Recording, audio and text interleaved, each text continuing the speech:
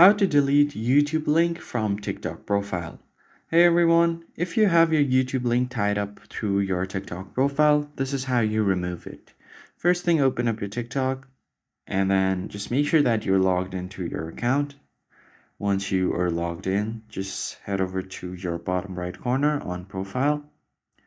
And as you can see here on my profile bio, I have my YouTube link pasted.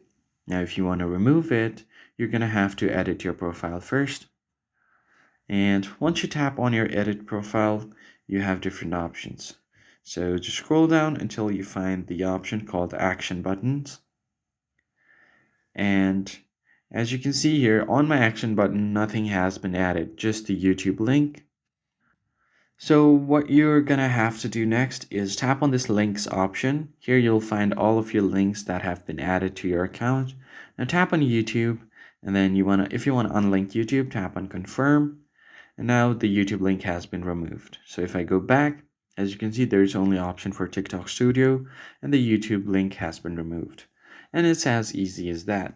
I hope this tutorial was helpful to you guys. I'll see you on the next one.